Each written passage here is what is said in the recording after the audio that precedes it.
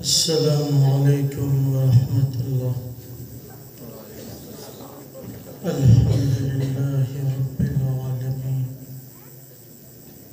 والصلاة والسلام علی خاتم النبیین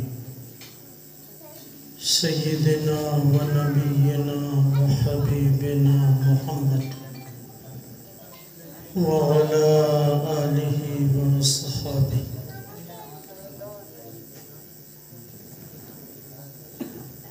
میرے بزرگوں، دینی بھائیوں اور دوستوں،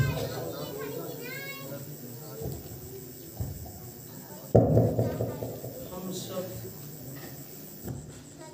اپنی زبان سے یہ کہتے ہیں اور دلوں میں اس بات کا یقین ہے اور ہونا چاہیے کہ ہماری اور پوری انسانیت کی کامیابی اللہ کے دین میں ہے۔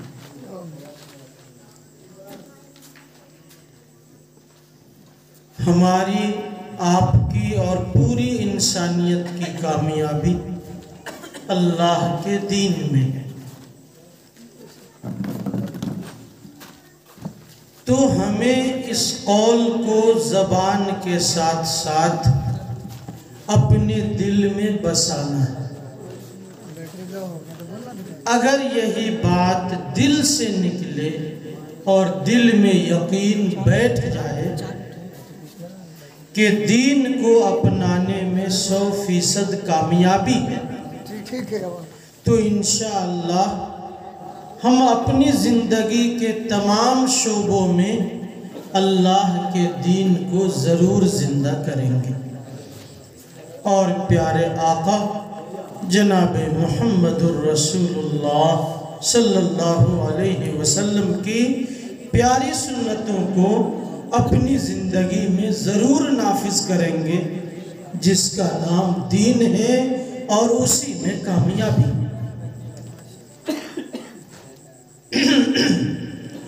تمام مرد اور عورتیں سب کو اللہ نے اپنی عبادت کے لیے پیدا فرمایا۔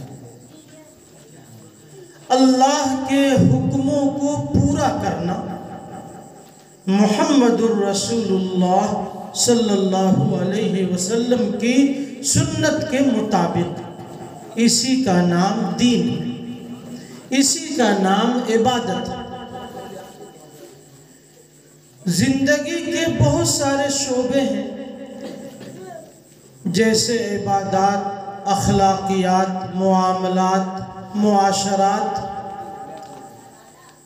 ہماری جو بزم سجی ہوئی ہے شادی کے تعلق سے، اور اس سلسلے میں بہت سی باتیں ہو چکی ہیں۔ میں چند باتیں یہ عرض کروں گا کہ اس کا نام ہمارے معاشرے میں شادی ہے۔ شادی کا مطلب ہوتا ہے خوشی، دل و دماغ خوب خوش ہو، دلی سکون ہو، دلی قرار ہو۔ مگر اپنے یہاں جو رسم و رواج ہے، عام طور سے اس میں لڑکے اور لڑکے والے کا دل تو بہت خوش ہوتا ہے، لیکن لڑکی والے کا دل پھٹا جاتا ہے، غم سے، صدمہ سے، پریشانیوں سے، کیونکہ وہ بیچارہ غریب کہیں گھر بیچ رہا ہے، کہیں کھیت بیچ رہا ہے، کہیں سودی قرضہ لے رہا ہے، بیوی کی اپنی بیٹی کے نکاح کا انتظام کرنے کے لیے خود کو بیچ رہا ہے۔ ظاہر سی بات ہے، ایسے ماں باپ کے دل میں شادی نہیں ہو سکتی، خوشی نہیں ہو سکتی۔ آج یہ معاشرہ کس نے بنایا؟ ہم لوگوں نے خود ہی بنایا ہے۔ نہ اللہ نے اس کا کہیں حکم دیا، نہ رسول اللہ صلی اللہ علیہ وسلم نے ہمیں اس کی ترغیب دی۔ یہ سب معاشرہ ہم لوگوں نے خود ہی بنایا ہے اور اپنی زندگی کو خود ہی بگاڑا ہے۔ جب لڑکے کی شادی ہو تو جہیز اور روپیہ پیسہ سے زیادہ محبوب ہماری نظر میں کوئی چیز نہیں ہوتی، لیکن جب لڑکی کا مسئلہ آتا ہے تو ہمارے دماغ پر جو پریشر پڑتا ہے اس سے ہماری زندگی کڑوی ہو جاتی ہے۔ یہ جہیز وغیرہ کیوں ختم نہیں ہو رہا ہے؟ بات یہی ہے کہ ہم اپنے لڑکے کے ٹائم اس کو بہت اچھا سمجھتے ہیں اور لڑکیوں کے ٹائم ہم اسے بہت برا سمجھتے ہیں۔ ظاہر سی بات ہے، جب ہم کسی کا دل دکھائیں گے تو ہمارا دل کوئی نہ کوئی دکھائے گا۔ خدا کا نظام ہے، ہر گھر میں بیٹے بھی ہیں اور ہر گھر میں بیٹیاں بھی ہیں۔ اگر آپ بیٹے کے وقت دوسرے کا دل دکھائیں گے تو کل آپ کا بھی خون ضرور نچوڑا جائے گا۔ جیسی کرنی ویسی بھرنی، نہ مانے تو کر کے دیکھ، جنت بھی ہے دوزخ بھی ہے، نہ مانے تو مر کے دیکھ۔ اسی لیے شادی اور جہیز سے متعلق کچھ کہنے کا حاصل نہیں ہے، پوری دنیا اس کو جانتی ہے اور ہمارا بہار اس معاملے میں سب سے زیادہ بدنام ہے۔ اور اگر میں آگے بڑھ کر ایک بات کہوں، ایک آدمی ہے جو بکری چھوڑ کر کتا کھائے تو آپ کو کیسا لگے گا؟ کوئی بھی عقل مند اس کو مانے گا، صحیح کہے گا؟ کوئی آدمی ذبح کی ہوئی بکری چھوڑ کر اگر مردہ بکری کھانے لگے تو دنیا کا کوئی عقل مند انسان اسے عقل مند نہیں کہے گا، اس کی مذمت کرے گا، برائیاں کرے گا۔ آج ہمارے معاشرے میں جہیز وغیرہ کا، روپیے پیسے کے لین دین کا بہت زیادہ رواج ہے، جس کو تمام علماء حرام اور ناجائز کہتے ہیں، اور اسی کے نام پر ہم لوگ اپنی بہنوں کا حق کھا جاتے ہیں۔ مرنے والا جتنا اپنے بیٹوں کا باپ تھا اتنا ہی اپنی بیٹیوں کا بھی باپ تھا، مگر مرنے والے کے مال پر اس کی بیٹے قبضہ جما لیتے ہیں اور بیٹیوں کو چھوڑ دیتے ہیں۔ آج اگر دیکھا جائے تو جس میراث کی تقسیم کا حکم اور میراث کے مستحقین کا ذکر خود قرآن کریم نے کیا ہے، جو مال حلال اور طیب ہے، آج اس کا لین دین کا رواج ختم ہو گیا، اور جو حرام طریقہ ہے غیروں کی دیکھا دیکھی، آج ہماری زندگی میں وہ چیزیں شامل ہو گئی ہیں۔ میرے دوستوں اور میرے بزرگوں، بات آئی نکاح کی کہ نکاح کے لائق جب لڑکے اور لڑکیاں ہو جائیں تو ان کے نکاح کا انتظام ہو، مگر ایک مسئلہ یاد رکھیے، ماں باپ سے زیادہ مہربان ہماری زندگی میں دوسرا کوئی نہیں۔ ماں باپ کے دل میں جو رحمت ہے، شفقت ہے، محبت ہے، ان کے پاس جو علم و تجربہ ہے، ہمارے لیے ہمارے ماں باپ سے زیادہ دوسرا کوئی نہیں ہو سکتا، جن کے گود میں ہم پلے بڑھے ہیں اور جو ہمیں پوری دنیا اکٹھا کر کے دینا چاہتے ہیں، وہ ہمارے رشتے کا بھی بہترین انتظام کرنے والے ہیں۔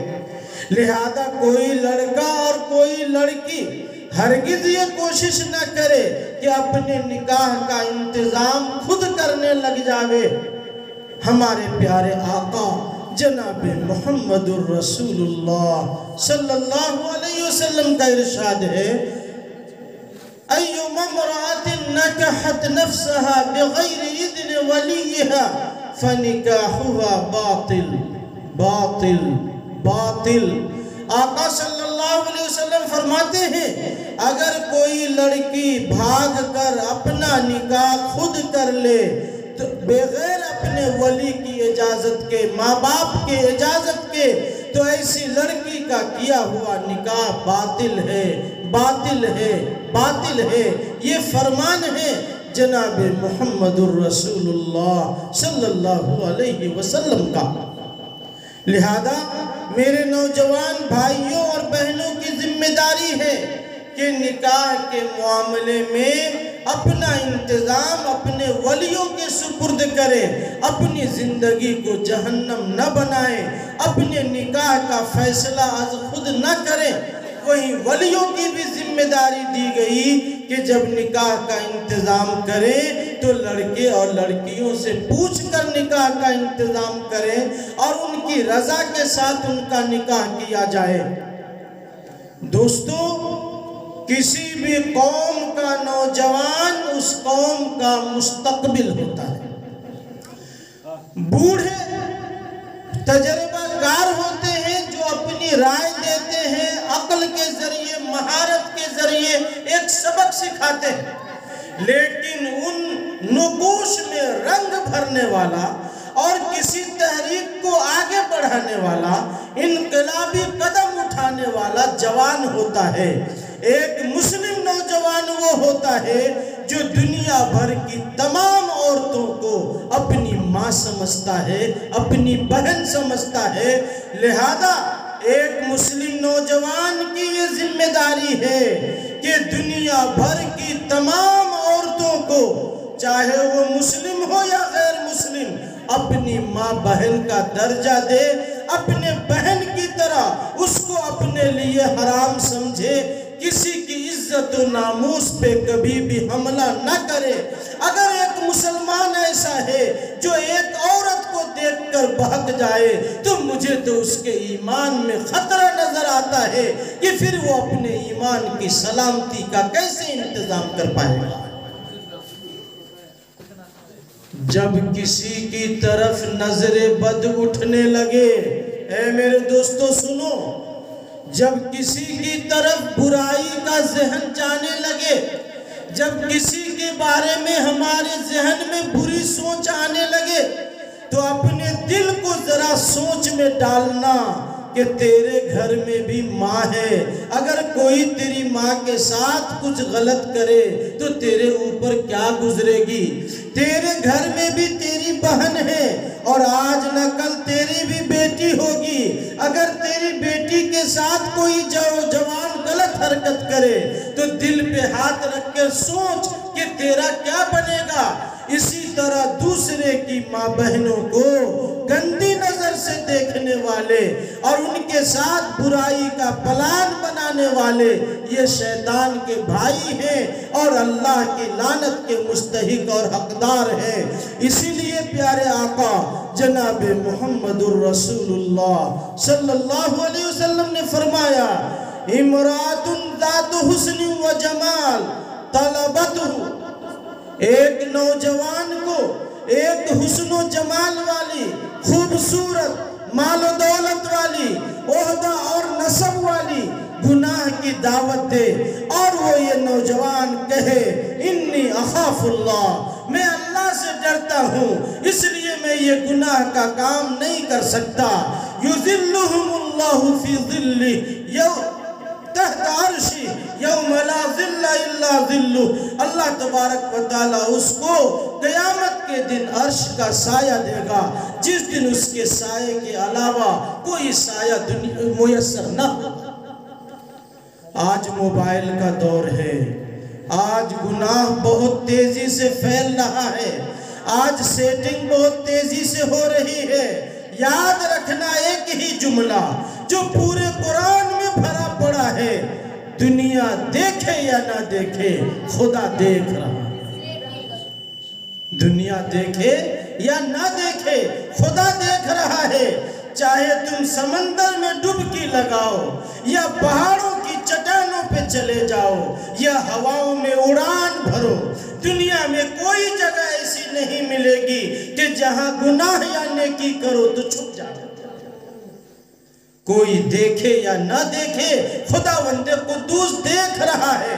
آج موبائل کا ہمارے نوجوان بہت زیادہ بیجا استعمال کر رہے ہیں، اس میں خرافات دیکھتے ہیں، بے حیائیاں دیکھتے ہیں، گانے سنتے ہیں، مخرب اخلاق کہانیاں پڑھتے ہیں۔ اس کا نتیجہ یہ ہو رہا ہے کہ ہمارا نوجوان جو کبھی عزت و عصمت کا محافظ ہوا کرتا تھا، آج ڈاکو بنتا جا رہا ہے۔ ایک مسلمان کے شایان شان یہی ہے کہ وہ اپنی عزت کی حفاظت کرے، اپنے عزت کی حفاظت کرے، اپنے بھائی بہنوں کی حفاظت کرے، اور دنیا کے تمام عورتوں کو اپنی ماں بہن کا درجہ دے۔ یاد رکھیے وہی عورت حلال ہے جس سے ہمارا نکاح ہوتا ہے، اس کے علاوہ دنیا بھر کی تمام عورتیں ہمارے لیے حرام ہیں، لہذا غلط نگاہ ڈالنا اللہ کی لعنت کا مستحق بناتا ہے۔ آگے کی ایک بات اور کہنا چاہتا ہوں، ساس بہو کی کہانی بہت پرانی ہے۔ کہیں ساس بہو پہ چڑھی ہوئی ہے، کہیں بہو ساس پر چڑھی ہوئی ہے، نتیجہ یہ ہے کہ سانس لینا دشوار ہو رہا ہے۔ یہ دونوں طریقے غلط ہیں۔ ساس اپنی حد میں رہے، بیوی اپنی حد میں رہے۔ بہت سی جگہ یہ بھی جھگڑا ہے، میرے پاس خبر آئی کہ مولانا صاحب شادی کے بعد بیٹا بیٹے جیسا نہیں رہا، تھوڑا بدل گیا ہے۔ ہم نے کہا بدلنے کا انتظام تو آپ ہی نے کیا ہے، شادی تو آپ ہی نے کرایا ہے، تو تھوڑا تو اس کو بھی دے گا نا حق۔ پہلے خالص آپ کا بیٹا تھا، آپ کے پاس آتا تھا تو صرف ماں باپ کو ڈھونڈتا تھا، اس کی ساری توجہ ماں باپ کی طرف تھی۔ اب اگر آ کر اب بھی وہ ساری توجہ ماں باپ ہی پر دے اور بیوی پر نہ دے تو بیوی کا حق مارا جائے گا۔ ساری توجہ بیوی پر دے اور ماں باپ سے صرف نظر کر لے تو ماں باپ کا حق مارا جائے گا۔ اس لیے شوہر کی حیثیت اب بیچ کی ہو جاتی ہے، اسے ماں باپ کے بھی حقوق ادا کرنے ہیں اور اسے اپنی بیوی کا بھی حق ادا کرنا ہے، تاکہ دونوں اپنی اپنی حد میں رہے اور اپنی حد سے تجاوز نہ کرے۔ کہنے والے نے کیا خوب کہا، ساس اپنے آنے والی بہو کو بیٹی بنا لے، کیوں تیری بیٹی بھی کہیں جانے والی ہے بہو بن کر، اور وہ بہو اپنی ساس کو اپنی ماں بنا لے، کیونکہ اپنی ماں تو ہر لڑکی کی چھوٹنے والی ہے، وہ دوسرے گھر ہی جانے والی ہے۔ اگر بہو اپنی ساس کو ماں بنا لے، سسر کو باپ سمجھ لے اور ساس سسرے اس بیٹی کو اس بہو کو اپنی بیٹی سمجھ لے تو وہ گھر جنت نشاں ہو جائے گا۔ یہی قرآن کی بھی تعلیم ہے اور یہی حدیث شریف کی بھی تعلیم ہے کہ آپس میں چپکلش نہ رہے، دونوں اس طرح سے زندگی گزارے جیسے باپ بیٹی کی زندگی ہوتی ہے، ماں بیٹی کی زندگی ہوتی ہے، دونوں اپنے اپنے حقوق کے حساب سے رہیں اور دونوں کے حقوق ادا ہوتے رہیں، وہ گھر جنت نشاں ہوگا، عمدہ ہوگا، بہتر ہوگا۔ اس لیے بہوؤں سے میری گزارش ہے کہ بیٹوں کو چھیننے کی کوشش نہ کریں، کیوں کل آپ کو بھی بیٹا ہوگا اور آپ کے گھر میں بھی بہو آئے گی۔ آج دوسرے کے بیٹے کو چھینو گے تو کل تمہارا بیٹا بھی چھینا جائے گا۔ مگر بعض عورتوں کا عجیب و غریب حال ہم نے دیکھا، میرا داماد تو بہت اچھا ہے، ساری تنخواہ 30 تاریخ کو لا کر میری بیٹی کے ہاتھ میں دے دیتا، مگر میرا بیٹا اعلیٰ درجے کا کمینہ ہو گیا ہے، 30 تاریخ کو ساری تنخواہ اٹھا کر بہو کو دے دیتا ہے۔ وہی کام بیٹا کرے تو کمینہ ہو گیا اور وہی کام داماد کرے تو بہت اچھا ہو گیا۔ یہ فلسفہ کہاں سے آیا؟ آج ایک بوڑھی کہتی ہے کہ ہمارے زمانے میں ساس بہت ظلم کرتی تھی، ہم لوگ بہت اچھے تھے، اور وہی جب بوڑھی ہو گئی تو کہتی ہے کہ ہم لوگ بہت اچھے ہیں، بہویں خراب ہو گئی۔ یعنی جوان تھی تب بھی وہی اچھی، اور بوڑھی ہے تب بھی وہی اچھی، قصور ہمیشہ دوسرے کا۔ جب یہ طریقہ انسان کے ذہن میں آتا ہے تو وہ گھر خراب ہو جاتا ہے۔ اس لیے میں یہ عام بات کہنا چاہ رہا ہوں، ہر گھر کا یہ قصہ اور کہانی ہے، لہذا اس ذہنیت کو بدلا جائے، اللہ کا دل میں خوف بٹھائیے۔ رسول اللہ صلی اللہ علیہ وسلم کو منہ دکھانا ہے، اللہ کو ہمیں منہ دکھانا ہے۔ آنے والی بہو کو اتنا پیار دو کہ وہ اپنے ماں باپ کو بھول جائے اور آپ کے گھر کو اپنا گھر بنا لے، کیونکہ وہ اپنے سارے رشتہ داروں کو چھوڑ کر اور قربانی دے کر کے آئی ہے۔ لہذا ہمارا یہ فریضہ ہے کہ ہم اسے ایسا پیار دیں کہ وہ اپنے میکے کو بھول کر سسرال کی ہو جائے۔ اس کے سینے میں بھی اللہ نے محبت بھرا دل رکھا ہے۔ جب آپ کی طرف سے یہ پیار ملے گا تو یقیناً اس کے دل میں بھی بیٹی کے جیسی محبت آئے گی اور بیٹی کے جیسا قرار آئے گا، پھر وہ گھر انشاءاللہ جنت نشاں ہو جائے گا۔ زندگی کے بہت سے معاملات ہیں الحمدللہ، ایک مسئلہ شادی کا، اس کے علاوہ زندگی کے بہت سے معاملات ہیں جن کو سیکھنا ضروری ہے، عمل کرنا ضروری ہے۔ عمل کرنے سے ہی انسان کی زندگی میں کامیابی و کامرانی۔ علم بھی ضروری ہے اور عمل بھی ضروری ہے۔ اگر علم نہ ہو تو آدمی صحیح عمل نہیں کر سکتا، اور اگر علم تو ہے لیکن عمل نہ کرے تو وہ علم اسے کامیابی نہیں دلا سکتا۔ ایک عام مثال ہے سمجھنے کی، ہم لوگ تاجر ہیں، کسان ہیں، ہل چلانا جانتے ہیں، کھیت جوتنا جانتے ہیں، کھیتی باڑی جانتے ہیں، لیکن کبھی بیل لے کر کھیت کی آڑ پر نہ جائیں، کبھی بیج نہ ڈالیں، کبھی پودا نہ لگائیں تو یہ ہمارا علم کسی کام آنے والا نہیں ہے، ایک سیر اناج زمین سے پیدا ہونے والا نہیں۔ مجھے دنیا بھر کے تمام عطر اور خوشبوؤں کا نام معلوم ہے، مگر اس سے میرے بدن سے خوشبو نہیں پھوٹے گی جب تک کہ میں اس خوشبو کو استعمال نہ کروں اور جب تک میں اپنے بدن پہ نہ لگاؤں۔ ایک لڑکا ہے جس نے ڈاکٹری کی تعلیم حاصل کیا، MBBS MD بن گیا، لیکن وہ ایک مریض کا علاج نہیں کرتا، نہ ایک مریض کو 2 خوراک دوائی دیتا ہے، تو دنیا کہے گی اس ڈاکٹر سے جاہل رہنا بہتر تھا، یہ ڈاکٹر بن کے کس کام کا۔ تو معلوم یہ ہوا کہ علم بھی ضروری ہے اور علم کے ساتھ ساتھ عمل بھی ضروری ہے۔ اگر عمل ہماری زندگی میں نہیں ہوگا تو ہمیں کامیابی نہیں مل سکتی۔ ایک چھوٹی سی بات ہے، قرآن اتر رہا ہے، رسول پاک علیہ السلام کا زمانہ ہے، صحابہ رضی اللہ تعالیٰ عنہ موجود ہیں، آپ نے سنا ہے، حقیقت ہے، اللہ کا حکم آیا اقم الصلاۃ، نماز قائم کرو، صحابہ نماز کے لیے دوڑ پڑے۔ اللہ کا حکم آیا آتوا الزکاۃ، اے لوگوں مال کی زکاة دیا کرو، صحابہ جو مالدار تھے زکاة کے لیے نکل پڑے۔ اللہ تبارک و تعالیٰ کا حکم آیا کتب علیکم الصیام، اے لوگوں تم پر روزے فرض کیے گئے، صحابہ رضی اللہ تعالیٰ عنہ نے روزہ رکھ کر دکھایا۔ اللہ کا حکم آیا حج کرنے کا، صحابہ رضی اللہ تعالیٰ عنہ نے حج کر کے دکھایا۔ مطلب یہ ہے کہ اللہ کا جو حکم آتا گیا صحابہ اس پر اپنی جان قربان کرتے گئے، حتیٰ کہ ایک وقت آیا کہ قرآن اترا اب تم پر شراب حرام کیا جاتا ہے۔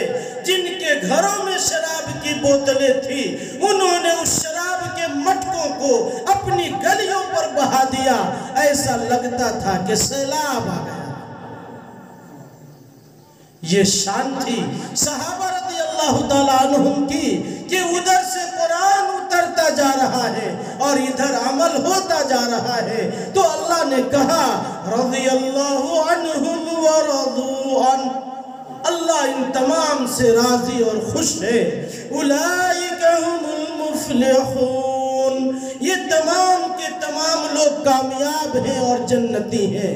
خدا کی قسم، قرآن کی وہ بشارت اور قرآن کا وہ وعدہ ہمارے لیے بھی ہے، اگر ہم بھی قرآن پر 100% عمل کر کے اللہ کو دکھا دیں۔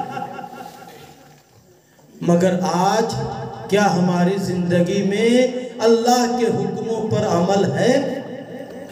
نماز ہی کو لے لیجئے، آج بھی تقریباً 80-90% طبقہ نماز سے غافل ہے۔ مسجدوں میں مشکل سے 1 سے 2 صف نمازی رہتے ہیں، یعنی 10 سے 20 آدمی، جبکہ وہاں کے مسلمانوں کی تعداد ہزاروں۔ اگر غور کریں گے تو شاید 2-4% مسلمان نمازی ملیں گے، ورنہ تو اکثریت بے نمازیوں کی ہے۔ ایک جگہ مقدمہ چل رہا تھا، آپ جانتے ہیں ہندوستان کی عدالتوں کا حال۔ ایک پولیس والا تھا جس کو داڑھی رکھنے کا شوق ہوا، محبت ہوئی، اور یہاں کی پولیس میں داڑھی رکھنے کی اجازت نہیں۔ اس نے کورٹ میں کیس کیا کہ ہمیں داڑھی رکھنے کی اجازت دی جائے، سکھ وغیرہ بھی داڑھی رکھتے ہیں۔ چنانچہ مسلمان کا وکیل حجت کر رہا تھا کورٹ میں جج کے سامنے کہ داڑھی رکھنا اسلام میں ضروری ہے، اس لیے اس کی اجازت دی جائے۔ جج نے کہا وکیل صاحب، جب داڑھی رکھنا ضروری ہے تو آپ کی داڑھی کہاں چلی گئی؟ آپ کے پاس تو داڑھی ہی نہیں ہے، داڑھی رکھنا ضروری ہے تو آپ کی داڑھی کہاں چلی گئی؟ اس وکیل کے پاس اس سوال کا کوئی جواب نہیں تھا، کیونکہ وہ خود ہی داڑھی مڈائے ہوا تھا۔ جج نے سمجھایا جتنے سکھ ہیں تمام کو جا کر دیکھو، سب کے سب داڑھی والے ملیں گے، پگڑی والے ملیں گے۔ وہ کہنا چاہیں تو کہہ سکتے ہیں کہ داڑھی ضروری ہے، مگر ایک مسلمان اگر کہتا ہے داڑھی ضروری ہے تو ہم تو نہیں مانیں گے، کیونکہ 90% بغیر داڑھی والے ہیں اور داڑھی والے تو 10-20% ہیں۔ تو ہم 80% کی بات مانیں یا 10-20% کی بات مانیں؟ ایک انگریز نے ایک بہت خوبصورت جملہ کہا ہے، مذہب اسلام کو کتابوں میں دیکھو تو اس سے بڑھیا مذہب دنیا میں کوئی نہیں، اور اگر مذہب اسلام کو مسلمانوں کی زندگی میں دیکھو تو اسلام سے بدتر کوئی مذہب نہیں۔ گویا ہم لوگ اپنے اسلام اور مسلمان کو بدنام کرنے والے ہیں، اللہ کے دین کو اپنے عمل سے جھٹلانے والے ہیں۔ اللہ کا وعدہ ہے ایمان والوں کی مدد کا، بشرطے کہ ایمان والا اعمال والا بن جائے۔ جب تک ایمان اور اعمال ساتھ نہیں ہوں گے، اللہ کی نصرت اور امداد کیسے آئے؟ لوگ آج کہتے ہیں کہ مسلم پرسنل لا میں غیر ایمان والے مداخلت کر رہے ہیں، حکومتیں مداخلت کر رہی ہیں، حکومتیں ہمارے اسلام اور مذہب کے اندر ٹانگ اڑا رہی ہیں۔ یہ سب سے بڑا جھوٹ ہے جو مسلمانوں کی طرف سے کہا جا رہا ہے، خود کو عمل سے دور رکھنے کے لیے۔ آپ نماز پڑھنے آؤ، کون منع کرتا ہے؟ آپ روزہ رکھو، کون منع کرنے آتا ہے؟ آپ حج کرو، زکوٰۃ دو، کون منع کرتا ہے؟ آپ قرآن پڑھو، کون منع کرتا ہے؟ دین کا وہ کون سا کام ہے جس سے دنیا والے آپ کو منع کرتے ہیں؟ آپ خود جاتے ہیں عدالتوں کا چکر کاٹنے، تو عدالتوں کے اندر تو قرآن حدیث نہیں چلتا، وہاں تو مسلمان جج بیٹھا ہوا نہیں ہے، اور اگر ہو بھی تو وہ فیصلہ وہی کرے گا جو ہمارے ملک کا قانون ہے، وہ قرآن و حدیث کا فیصلہ تو نہیں کرے گا۔ قرآن و حدیث کا اگر آپ کو فیصلہ چاہیے تھا تو آپ علماء کے پاس آتے، مفتیان کرام کے پاس آتے، امام صاحب کے پاس آتے، لیکن آپ عدالتوں کا چکر لگانے گئے۔ اس کا مطلب یہ ہے کہ آپ کو قرآن و حدیث کا قانون منظور نہیں ہے، آپ کو انڈیا کی عدالت کا اور یہاں کے قانون کا فیصلہ چاہیے، آپ کو قرآن و حدیث کا فیصلہ نہیں چاہیے۔ جب آپ خود ہی عدالتوں میں گئے اور آپ کو قرآن و حدیث کا فیصلہ منظور نہیں، عدالتوں نے اپنے حساب سے فیصلے کیے، تو مجرم وہ نہیں ہیں، مجرم ہم خود ہیں۔ اسی کو اردو میں کہتے ہیں، آ بیل مجھے مار۔ جب بیل کو دعوت دو گے وہ تو سینگ مارے گا ہی، قصور آپ کا ہے، بیل کا اس میں کوئی قصور نہیں ہے۔ اس لیے دوستو، اسلام اور دین اور شریعت جو ہمارا ہے، یہ کوئی بلڈنگ کا نام نہیں، کسی محل کا نام نہیں، کسی گھر کا نام نہیں جس کی حفاظت کے لیے لشکر کی ضرورت ہو یا ہتھیاروں کی ضرورت ہو، نہیں۔ اسلام اور ایمان تو نام ہے، دل میں عقیدہ بنا لو اللہ کا، اس کے رسول صلی اللہ علیہ وسلم کا، اور اپنے آپ کو عمل سے سجا لو۔ دوستو، جس دن ہم نے اس دین کو سجا لیا، یہ دین ہمارا محافظ ہو جائے گا اور ہم اس دین کے محافظ ہو جائیں گے۔ اس لیے دنیا بھر کی باتیں کرنا فضول ہے اور ہمیں اپنے ایمان اور اعمال کی طرف دھیان دینے کی ضرورت ہے۔ یاد رکھنا، یہ زبان آج بول رہی ہے، یہ گوشت کا ایک ٹکڑا ہے، خدا نے بولنے کی صلاحیت دی ہے، بول رہی ہے۔ قرآن نے کہا ہے، اللہ کے یہاں قیامت کے دن ہاتھ بولے گا، پیر بولے گا، ران بولے گا، حتیٰ کہ ہمارے جسم کے چمڑے بولیں گے۔ یہ زمین جس پر ہم چلتے پھرتے ہیں، یہاں جو نیکیاں اور گناہ کرتے ہیں، یہ زمین بھی گواہی دے گی۔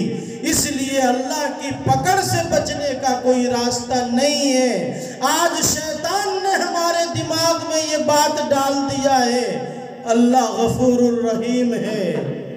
شیطان نے دل میں یہ بات ڈال دیا ہے کہ نبی سفارش کر کے بخشوا لیں گے، جتنا گناہ کرنا ہے کرتے رہو۔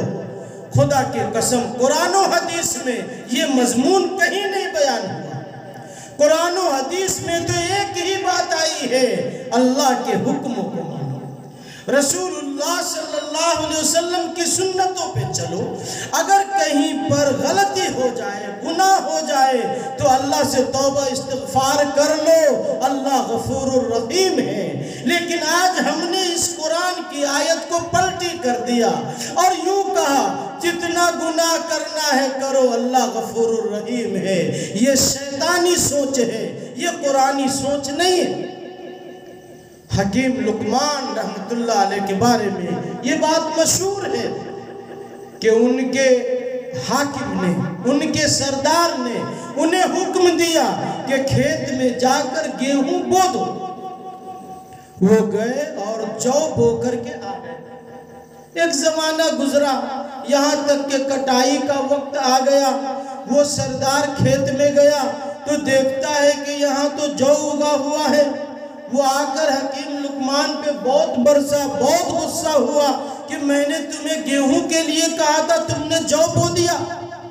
حکیم لقمان نے کہا، سردار پریشان مت ہو، جب ہم کاٹیں گے تو گیہوں ہی کاٹیں گے، جو نہیں کاٹیں گے۔ سردار نے کہا، ایک تو تو نے غلط کام کیا کہ گیہوں بونے بولا تھا، جو بو کر آیا، اور اوپر سے کہتا ہے جب کاٹنے جائیں گے تو گیہوں ملے گا۔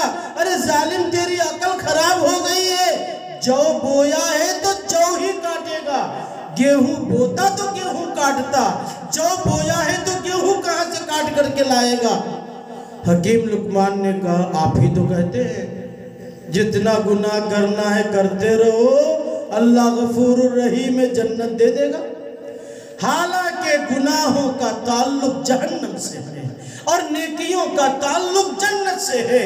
اگر جو بو دینے سے گیہوں نہیں حاصل ہو سکتا تو گناہ پر گناہ کرتے رہنے سے اللہ کی جنت کیسے حاصل ہو سکتی ہے؟ اللہ کی جنت تو نیک کاموں سے حاصل ہوتی ہے، اور گناہوں کا ٹھکانہ تو اللہ نے جہنم کو بنایا ہے۔ لہذا اس بھول بھلیا میں نہ رہے، امت کا یہ فریضہ ہے۔ پورا قرآن پڑھیے، ان الذین آمنوا وعملوا الصالحات۔ اللہ نے جہاں کہیں جنت کا تذکرہ کیا ہے تو ایمان کے ساتھ نیک اعمال کا بھی تذکرہ کیا ہے۔ لہذا دوستو، ہمیں اپنی زندگی میں ایمان کے ساتھ اعمال کو بھی اپنانا ہے۔ ایک ماں باپ کتنے مہربان ہیں، لیکن وہ بھی اپنی اولاد کو 4 حکم دے اور نہ مانے تو ناراض ہوتے ہیں کہ نہیں ہوتے؟ گھر سے نکالتے کہ نہیں نکالتے؟ ایک ماں باپ جو بے حد مہربان ہے لیکن اس کے حکم کو اس کی اولاد نہ مانے تو وہ ناراض ہو جاتے ہیں، اور زیادہ ناراض ہونے پر گھر سے نکال دیتے ہیں۔ بے شک اللہ غفور الرحیم ہے، لیکن جب مسلسل اس کے حکموں کو توڑا جائے گا، اس کی نافرمانیاں کی جائیں گی، تو آپ ہی بتائیے کیا وہ ناراض نہیں ہوگا؟ کیا وہ جنت سے نہیں نکالے گا؟ کیا وہ جہنم میں نہیں ڈالے گا؟ لہذا دوستو، ضرورت ہے اللہ سے ڈرنے کی، ضرورت ہے اللہ کی جنت کو حاصل کرنے کی، اور اس کا ایک ہی طریقہ ہے اللہ کے حکموں کو ماننا ہے، رسول اللہ صلی اللہ علیہ وسلم کی سنت کے مطابق اور آپ کے طریقے کے مطابق۔ ایک بات درمیان میں اور آئی کہ آج مسلمانوں کے خلاف دنیا میں حالات بہت ہیں، اور ہر طرف مسلمانوں کے خلاف ماحول ہے۔ اسلام ہمیشہ سے حالات میں رہا ہے۔ پیارے آقا جناب محمد الرسول اللہ صلی اللہ علیہ وسلم کی زندگی کو پڑھیے۔ آپ علیہ السلام نے جب دین کی دعوت دی اور لوگ ایمان میں آتے گئے تو حضرت بلال کا کیا حال ہوا، حضرت ابو ہریرہ کا کیا حال ہوا، حضرت سمیہ رضی اللہ عنہ کا کیا حال ہوا، حضرت خبیب کا کیا حال ہوا۔ صحابہ کرام میں ایک لمبی فہرست ہے جن کے دلوں سے ایمان نکالنے کے لیے اس پر ظلم و ستم کے پہاڑ ڈھائے گئے، ان کو قتل کیا گیا، ان کو اجاڑا گیا، مگر انہوں نے کہا لا الہ الا اللہ، پوری دنیا ہم سے لے لو مگر لا الہ الا اللہ سے میرا سینہ آباد ہو گیا ہے، اب یہ اس دل سے نکل نہیں سکتا۔ کہنے والے نے کیا خوب کہا، اگر کسی کو پوری دنیا کی حکومت مل جاوے، دولت مل جاوے، مگر ایمان نہ ملے تو وہ سب سے زیادہ محروم ہے، کیونکہ یہ دنیا چند روزہ ہے، ختم ہو جائے گی، اور اگر دنیا ختم نہیں ہوئی تو ختم ہو ہی جائے گا۔ اور وہ آدمی جسے دنیا کچھ بھی نہیں ملی مگر اللہ کا دین ملا، ایمان ملا، اس سے زیادہ کامیاب دنیا میں کوئی نہیں۔ یاد رکھنا لوگوں، آج ہمارے دماغ میں یہ بیٹھا ہے کہ پیسے والا عزت والا ہے، دولت والا عزت والا ہے، عہدے والا عزت والا ہے۔ خدا کی قسم قرآن پڑھ کر دیکھو، یہ کافروں کی سوچ ہے، یہ مسلمانوں کی سوچ نہیں ہے۔ جو ایمان والا ہے، نیک ہے، اچھے اخلاق و کردار والا ہے، وہی اللہ کا محبوب ہے اور وہی بندوں کے یہاں عزت پاتا ہے۔ ہم نے تو ایسے سینکڑوں مال و دولت والے اور عہدے والے کو دیکھا ہے جو اپنے کبر و غرور میں مبتلا ہے تو دنیا ان کے پاس تھوکنے بھی نہیں جاتی، عزت دینا تو بہت دور کی بات ہے۔ اور ہم نے دیکھا ہے علماء کو، ہم نے دیکھا ہے صلحاء کو، ہم نے دیکھا ہے اولیاء کو، ہم نے دیکھا ہے ائمہ کرام کو، جن کے پاس دنیا کچھ ہو یا نہ ہو مگر پورا گاؤں جھک کر سلام کرتا۔ عزت اللہ پاک دین کے ذریعے سے دیتے ہیں، مال کے ذریعے، دولت کے ذریعے، اچھے لباس کے ذریعے اللہ پاک عزت نہیں دیتے۔ عزت دیا جاتا ہے آپ کے اخلاق کو، آپ کے کردار کو، آپ کے ہنر کو، آپ کے علم و عمل کو، آپ کی انسانیت کو، آپ کی ہمدردی کو، آپ کی جذبہ جانثاری کو۔ یہ جس انسان کامل کے اندر ہو اس کو پوری دنیا عزت کی نگاہ سے دیکھتی ہے، ورنہ مال و دولت تو آنی جانی ہے، عہدہ اور حکومت تو آنی جانے والی چیز ہے۔ اگر ہمیشہ باقی رہنے والی چیز ہے تو انسان کا اخلاق ہے، انسان کا کردار ہے، انسان کی اچھی سوچ ہے، انسان کے اندر پایا جانے والا آپسی تناصر اور تعاون کا جذبہ ہے کہ ایک دوسرے سے مدد کرتا۔ اسی لیے شریعت نے تکبر کو حرام کیا۔ تکبر سمجھے، میں بڑا تو چھوٹا۔ یہ کس نے کہا تھا سب سے پہلے؟ ابلیس نے کہا تھا اللہ تبارک و تعالیٰ کے سامنے، انا خیر من خلقتنی من نار وخلقتہ من طین۔ اے میرے خدا، میں تو آدم سے بڑا ہوں، بڑھیا ہوں، بہتر ہوں، میں آگ کا بنا ہوں، وہ مٹی کا بنا ہے۔ اس ظالم کو یہ خبر نہیں تھی آگ سے بننے سے کوئی بڑا کیسے ہو جائے گا، مٹی سے بننے سے کوئی چھوٹا کیسے ہو جائے گا۔ آگ تو خادم ہے، مٹی سے انسان بنا ہے، آگ کو اپنے چولہوں میں استعمال کرتا ہے۔ آگ اور مٹی سے کچھ نہیں ہوتا۔ اس نے کہا میں بڑا، تو اللہ نے کہا فخرج منہا فإنک رجیم، چل شیطان مردود، بھاگ یہاں سے۔ آج اسی لیے حسد کو ہماری شریعت نے گناہ قرار دیا۔ کسی کی نعمتوں کو دیکھ کر جلنا، اللہ کہتے ہیں میں اس کی نعمت کو بڑھاتا رہوں گا، تو اپنی آگ کو بڑھاتا جا، تیرے جلنے سے کسی کا کچھ ہونے والا نہیں ہے۔ گاؤں میں ایک مثل مشہور ہے، چمار کے کہنے سے گرہس کا بیل نہیں مر جاتا ہے۔ اسی طریقے سے کوئی کسی کی نعمتوں کو دیکھ کر لاکھ جلے، جل کر کے راکھ ہو جاوے، مگر اس آدمی کا کچھ بگڑنے والا نہیں۔ کیوں؟ اس لیے کہ وہ اللہ کی عطا ہے، اللہ اسے دے رہا ہے۔ مختصر 2 منٹ کی بات اور کروں۔ آج دنیا میں جو حالات ہیں نئے نہیں ہیں، پرانے زمانے سے چلے آ رہے ہیں، اور یہ حالات ہمیں جگانے کے لیے آتے ہیں۔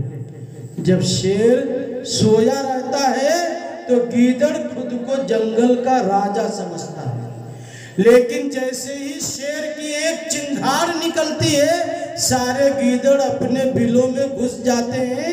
تو حالات شیر کو جگانے کے لیے آتے ہیں تاکہ یہ سو نہ جائے۔ تن دیے باد مخالف سے نہ گھبرا اے عقاب، یہ تو آتے ہیں تجھے اونچا اڑانے کے لیے۔ عقاب ایک پرندہ ہے جو بہت اونچا اڑتا ہے، ہوائیں جتنی تیز ہوتی ہیں وہ اور اونچا جاتا ہے۔ یہی حال ایمان والوں کا ہے۔ ایک اور مثال دی گئی ہے، رنگ لاتی ہے ہنا پتھر پہ گھس جانے کے بعد۔ مہندی کے پتے کو ہاتھ میں دن بھر لیے رہو، کچھ فائدہ ہونے والا نہیں ہے۔ اسے سل بٹے سے پیس دو اور پھر ہاتھ پر لگاؤ تو آپ کا ہاتھ بہترین نقش و نگار والا بن جائے گا۔ تو یہ حالات جو دنیا میں آتے ہیں، اس لیے نہیں کہ ہم اس کے سامنے جھک جائیں یا ٹوٹ جائیں یا مر جائیں، نہیں۔ ایک مرد جوان تو حالات کا مقابلہ کرتا ہے، وہ ہواؤں کے رخ کی موافقت نہیں کرتا بلکہ ہواؤں کے رخوں کو موڑ دیتا ہے۔ ایمان والا دنیا کی چلتی کے مطابق نہیں چلتا بلکہ غلط چیزوں کی اصلاح کرتا ہوا چلتا ہے۔ اس لیے ایمان والا دنیا میں ہمیشہ سر اٹھا کر جیا ہے، آج بھی جی رہا ہے اور انشاءاللہ جیتا رہے گا۔ یہ ہمارے ایمان اور اعمال کا حال ہے۔ پھر بھی اللہ تبارک و تعالیٰ کی بے حد مہربانی ہے کہ ہم عزت و آرام اور سکون و قرار کی زندگی گزار رہے ہیں۔ لہذا قرآن کا پیغام سمجھنے کی چیز ہے۔ میں ایک بات دکھ کے ساتھ کہنا چاہ رہا ہوں، آج ہمارے یہاں علماء کی تعداد بہت کم ہے، حافظ قرآن کی تعداد بہت کم ہے۔ دنیا والوں نے جو رپورٹ پیش کی ہے، مدارس میں مسلمانوں کے 4% طلبہ ہیں، 4% بچے مدارس میں ہیں اور 30% بچے اسکول میں ہیں، باقی سب کھیت کھلیان کارخانوں میں۔ جس مذہب کی ابتدا ہے اقرا بسم ربک الذی خلق، اے محمد الرسول اللہ صلی اللہ علیہ وسلم پڑھو اس رب کے نام سے جس نے تمہیں پیدا کیا۔ اللہ تبارک و تعالیٰ نے سب سے پہلے وحی جو اتاری، سب سے پہلی آیت جو قرآن میں نازل کیا، اس میں لکھنے اور پڑھنے کا حکم دیا، وہ پڑھائی جس سے خدا کی پہچان ملے۔ آج ہمارے اندر تعلیم کا جذبہ بھی آیا تو ہم اپنی اولاد کو شروع سے انگلش میڈیم میں ڈال دیتے ہیں، پڑھا لکھا کر کے ڈاکٹر انجینئر بنا دیتے ہیں۔ ایک کہانی ہے اور حقیقت ہے کہ ایک بڑے ڈاکٹر صاحب کا باپ مر گیا، بہت بوڑھا تھا، آیا تو ڈاکٹر صاحب نماز کے بعد بہت رو رہا تھا، بہت رو رہا تھا۔ لوگوں نے کہا اتنا بوڑھا باپ اور اتنا رو رہے ہیں، ڈاکٹر صاحب کے دل میں باپ کی کتنی محبت تھی۔ ڈاکٹر کی ہچکیاں بدھی تو کہنے لگا، آپ لوگ سمجھ رہے ہیں کہ میں صرف باپ کی محبت میں رو رہا ہوں، ایسا نہیں ہے، غم بھی ہے، لیکن ایک دوسرا غم مجھے تازہ ہو رہا ہے۔ کیا؟ کہنے لگا میرے باپ نے مجھے اتنا پڑھایا کہ میں اعلیٰ درجے کا ڈاکٹر بنا، مگر میرے باپ نے دین اتنا نہیں سکھایا کہ میں اس کے جنازے کی نماز صحیح پڑھ سکوں۔ میرے باپ نے اتنا بھی مجھے دین نہیں پڑھایا کہ میں اس کے جنازے کی نماز صحیح سے پڑھ سکوں۔ آج اسکول و کالج میں تعلیم حاصل کرنے والے اکثریت کا حال یہی ہے۔ آج ہم لوگ علماء سے دور ہوتے جا رہے۔ علماء بھی انسان ہیں، ان میں بھی کمی خامی ہے، مگر اس کے باوجود اپنے علماء سے جڑے رہیے اگر اپنے ایمان کی حفاظت چاہتے ہیں۔ ہوٹل میں کھانا ملے گا، خوشبو چاہیے عطار کی دکان پہ جانا ہوگا، جوتا چپل چاہیے شو مارکیٹ میں جانا ہوگا، ہوٹل میں عطر نہیں ملے گا اور عطر کی دکان میں چپل جوتا نہیں ملے گا۔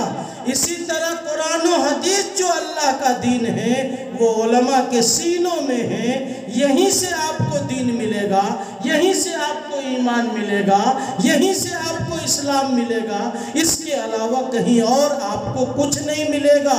اس لیے اپنے دین و ایمان کی حفاظت اسی میں ہے کہ ہم علماء سے جڑے رہیں، اپنی اولاد کو اتنا پڑھائیں کہ وہ قرآن و حدیث کے عالم بنے، جانکار بنے، اور اس کے بعد وہ دنیا بھر کی تعلیم سکھاؤ۔ اسلام منع نہیں کرتا، مگر اسلام یہ تعلیم ضرور دیتا ہے کہ سب سے پہلے اپنی اولاد کو مسلمان بناؤ۔ تو دوستو، مسائل بہت سے ہیں، باتیں بہت سی ہیں، دین کے جو بھی شعبے ہیں ان تمام شعبوں کو زندہ کرنا ایک مسلمان ہونے کے ناطے ہمارے لیے ضروری ہے۔ ہم مسلمان ہیں، ہم نمازی بھی ہوں، روزے دار بھی ہوں، عبادت گزار بھی ہوں، اگر ہم تاجر ہیں تو سچے ہوں، ایماندار ہوں، دیانت دار ہوں، ہم ایک جگہ رہتے ہیں، اپنے پڑوسی کا خیال رکھنے والے ہوں۔ مختصر جملہ یہ ہے کہ دین کے تمام شعبوں کو زندہ کرنا ایک مسلمان ہونے کے ناطے ضروری ہے۔ پھر اللہ سے ہمیں یہ امید رکھنا ہے اور یقین رکھنا ہے کہ اللہ پاک ہمیں بخشے گا، وہ غفور الرحیم ہے، اور اللہ پاک ہماری نیکیوں کو قبول فرمائے، ہمارے اس ہونے والے نکاح کو بے حد قبول و منظور فرمائے، اور ہماری زندگی میں آسانیاں عطا فرمائے۔ وما توفیقی الا باللہ العلی العظیم۔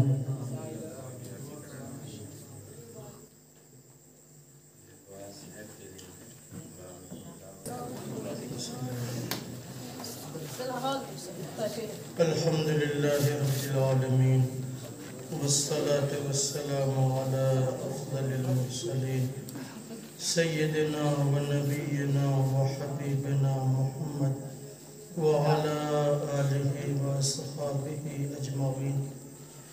اے رب کریم، یہ مبارک محفل جو تیری رضا کے لیے سجائی گئی ہے، اپنے فضل و کرم سے اسے قبول فرما۔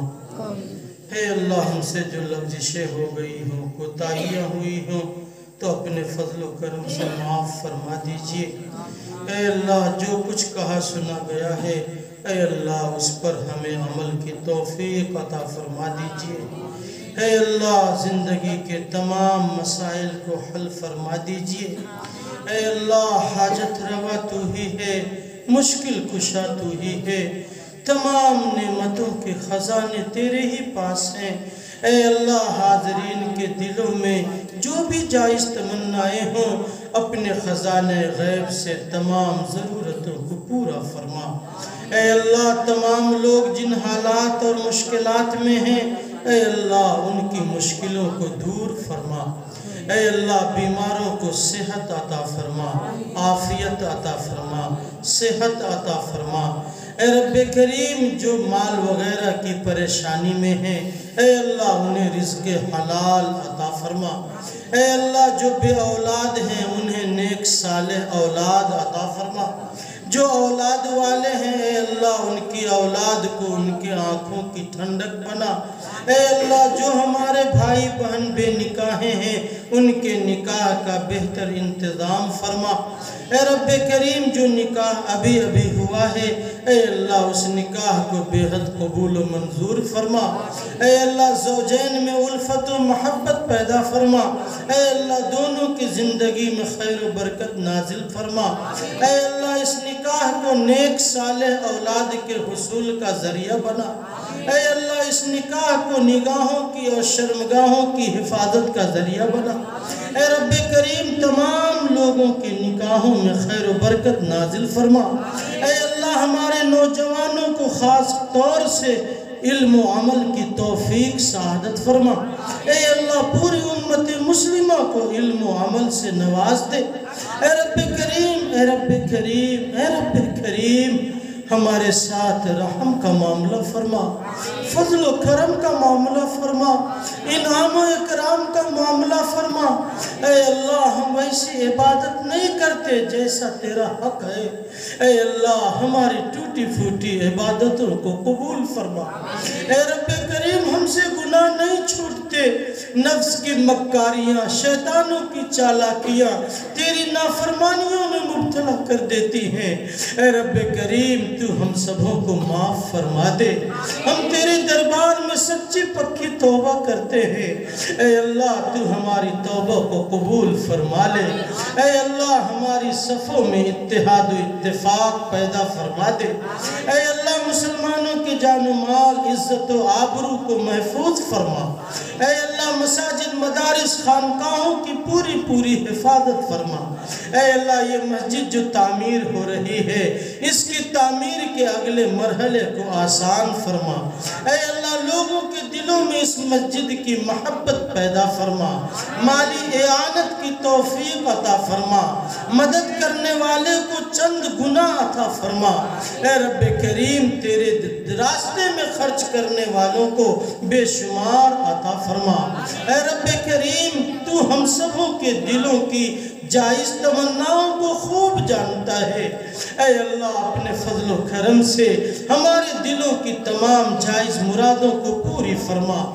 ہمارے مردوں کی بھی مغفرت فرما، ہماری عورتوں کی بھی مغفرت فرما، ہمارے جوانوں اور بچوں کی بھی مغفرت فرما۔ اے اللہ، ان تمام کو صحابہ رضی اللہ تعالیٰ عنہم جیسی پاکیزہ زندگی عطا فرما اور ایمان والی موت عطا فرما، اسلام والی زندگی عطا فرما۔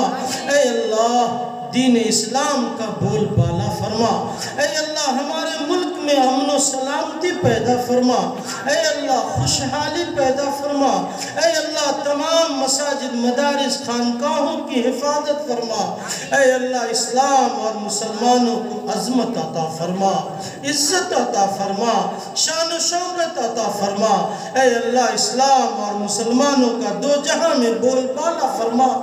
اے اللہ ہم سب محتاج ہیں، اے اللہ ہم سب بھکاری ہیں، داتا تو ہی ہے، ہم سب عاجز اور کمزور ہیں، مگر میرے مولا طاقت والا قدرت والا تو ہی ہے، تو پلٹوں میں منٹوں میں حالات کو بدل سکتا ہے۔ اے رب کریم مسلمانوں کے حالات میں صالح انقلاب پیدا فرما، اے اللہ ہماری نصرت و امداد فرما، اسلام اور مسلمانوں کا بول بالا فرما، حاضرین کے دلوں میں جو بھی جائز تمنائیں ہوں پوری فرما، زمینی اور آسمانی تمام آفتوں سے حفاظت فرما، جادوگروں کے جادو سے، ظالموں کے ظلم و ستم سے، بد نظروں کی بد نظری اور بد نگاہی سے، حاسدوں کے حسد سے، ظالموں کے کبر و غرور سے، اے اللہ ہم سب کی پوری حفاظت فرما۔ اے اللہ جو مانگا وہ بھی عطا فرما، جو مانگنے سے رہ گیا اور ہمارے حق میں بہتر ہے وہ بھی عطا فرما۔ میرے اللہ ہم مانگ کر تھک جائے مگر تو دے کر نہیں تھکتا، اے اللہ تجھے دینے میں مزہ آتا ہے۔ اے رب کریم اپنی نعمتوں کے خزانوں کے دروازے ہمارے لیے کھول دے، ہماری تمام ضرورتوں کو غیب سے پورا فرما دے۔ اے اللہ یہ ہاتھ تیرے ہی دربار میں جھکنے والا بنے، تیرے علاوہ کسی اور کا محتاج نہ بنا۔ اے رب کریم اپنے فضل و کرم سے ہم سبوں کو اپنے دین کے لیے اور دین کی خدمت کے لیے قبول فرما۔ وصلی اللہ تعالی علی خیر خلقہ محمد وآلہ وصحبہ اجمعین برحمتک یا